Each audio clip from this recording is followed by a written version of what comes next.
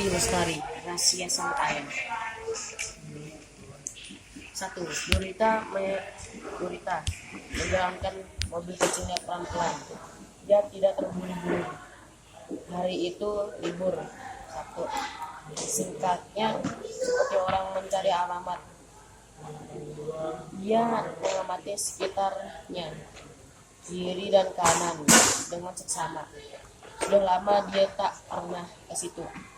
7 tahun yang lalu dia sangat mengenal situasi seputar jalan yang tengah dilaluinya. Sekarang jalannya masih sama, tapi rumah itu sudah banyak yang berubah. Pohon-pohon besar yang dulu tumbuh di tepi jalan membuat teduh dan sejuk kini tak ada lagi. Sebenarnya selama 6 tahun ini dia tidak pernah keluar kota. Karirnya tetap di ibu kota, tapi dia selalu menghindari jalan yang dia melewatinya. Untungnya Jakarta itu kota yang teramat luas, sehingga memiliki banyak jalan alternatif untuk mencapai suatu tujuan. Sekarang entah kenapa tiba-tiba muncul keinginan untuk ke situ lagi, pagi-pagi lagi. Seperti kerutinan pergi bekerja. Suatu hari keinginan tanpa landasan yang jelas, apa yang motivasi dan dorongannya. Padahal ia sudah yakin dan bertekad bahwa satu-satunya cara untuk menyembuhkan luka hati adalah dengan menghindarinya.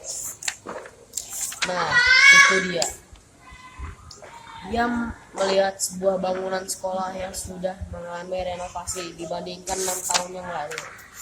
Sekolah SD dan TK cerdas. Sekarang ada tambahan SMP-nya. Ada kemajuan dibandingkan 6 tahun yang lalu. Ketika itu bangunannya tidak sebagus sekarang. Situasi di pagi hari itu sangat ramai. Saatnya para pelajar masuk sekolah. Sebagian mobil mengantar parkir di tepi jalan, sebagian lain cukup menurunkan penumpang saja lalu pergi. Tapi biru itu cukup memacetkan jalan. Nurita ikut-ikutan memarkir mobilnya, padahal ia tidak berniat turun.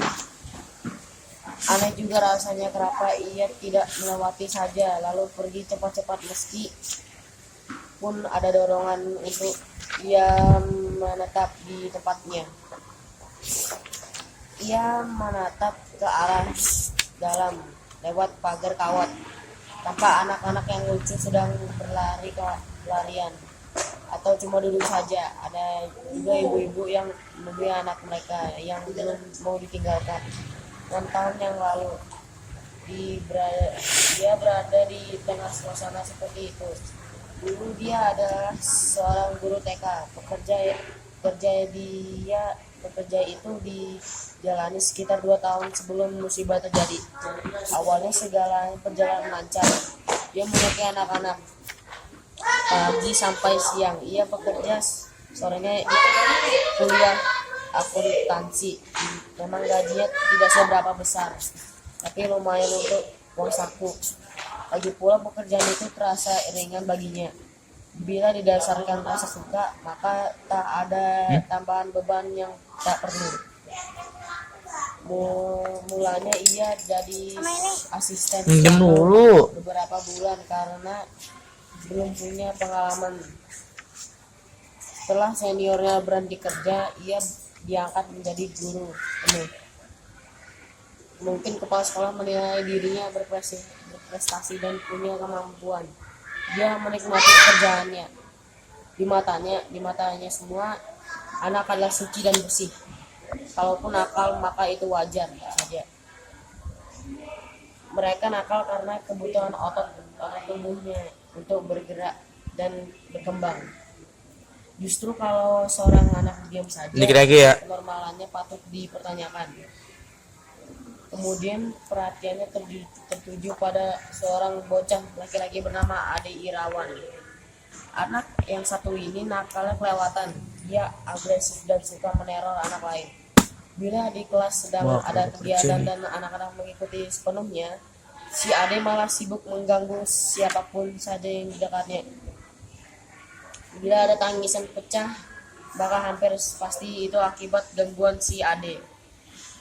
Ia sudah berlalu lalang menasihati dan mengingatkan anak itu. Tapi tampaknya ia tak juga jera, lalu ia memanggil orang tua Ade. Ternyata ia anak itu tak punya ibu lagi. Ayahnya bernama Indra Perkasa. Memenuhi panggilan Nurita, si ayah mengakui bahwa anaknya itu hiperaktif dan dia berjanji akan membawa adik ke psikolog.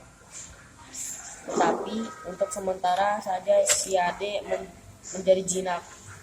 Tak lama kemudian ia lepas kendali lagi. Bahkan teror yang dilancarkannya lebih parah dan sadis.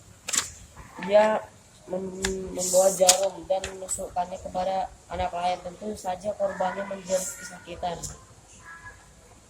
Nurita kelelawahan dan melaporkan hal itu kepada kepala sekolah. Indra dipanggil lagi. Kali ini Ade diancam akan dikeluarkan bila tidak berhenti kebenarannya. Rupanya ancaman itu berhasil. Si Ade benar-benar menjadi jinak. Dia tetap aktif berlari ke sana kemari, tetapi tidak ada gangguan anak lain. Masih ada lagi perubahan yang lain yang menyentuh perasaan Nurita. Tiba-tiba anak itu jadi manis dan sopan. Sesekali kepadanya, kalau ia datang, si Ade lari menjemput dan memaksa membawakan tasnya. Walaupun tampak keberatan, tetap saja Ade membawa dengan langkah soek-soek terus sampai masuk kelas. Tentu saja sikap dan kelakuan bocah itu membuat Nurita jatuh hati. Bila orang dewasa bersikap baik secara berlebihan dan dengan tiba-tiba mungkin ada udang di balik batu. Tetapi anak kecil yang masih polos tentulah tak pantas disangkai seperti itu. Oh, ia tidak memenuhi bersenang hati. Setiap perubahan haruslah ada penyebabnya, dan penyebab itu harus pula masuk akal. Mungkinkah anak sekecil Ade sekitar 5 tahun begitu pintar berpura-pura untuk mengambil hatinya? Pada suatu kesempatan ia menanyakan kepada Indra, ayah Ade. Dengan bangga Indra menjelaskan bahwa Ade menjalani terapi secara rutin para psikolog. Nurita sangat senang mendengar dan demikian perubahan Ade itu bukan terapi, tapi bukan sesuatu yang harus dicemaskan. Perasaan lega itu membuat melonggarkan pengawasan kepada Ade. Dia tidak lagi terlalu ketat mengamati segala tingkah laku anak itu. Dengan kelakuan yang normal, anak itu memang tidak lagi tampil mencolok dibandingkan anak-anak lain. Lalu tibalah hari musibah itu. Pada hari itu asisten guru itu tidak masuk. Dia sendirian mengembala anak-anak sebanyak 20 orang anak. Usai bermain di lapangan, dia mengiring mereka semua masuk ke kelas untuk berkegiatan. Dia dalam ruangan, ia menyadari bahwa Ade tidak ada di dalam kelas. Bersamaan dengan kesadaran itu, jantungnya pun berdebar kencang. Dia pun cepat menghitung anak-anak, ternyata bukan kurang satu, bahkan kurang dua. Anak-anak lihat Ade dan Eva nggak? Ia bertanya. Anak-anak menggeleng-gelengkan kepala. Nurita segera berlari keluar kelas. Dia mengamati seputar lapangan. Sepi saja. Kelas lain tak ada yang keluar.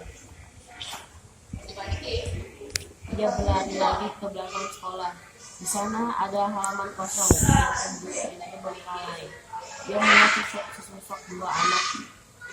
Lega hatinya, mereka adalah Ade dan Eva.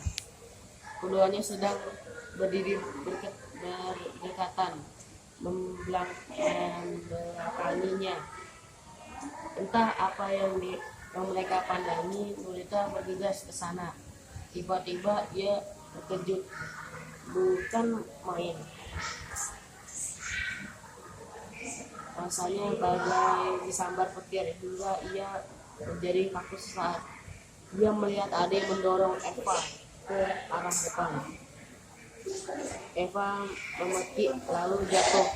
Rupanya tempat ia jatuh merupakan sebuah lubang. Nurita juga memekik, "Ade, Eva." Lalu dia berlari. Ade menoleh, tampaknya kaget juga. Lalu Ade berlari pergi meninggalkannya. "Ade, jangan pergi ke sini," teriaknya. Tapi anak itu terus saja berlari.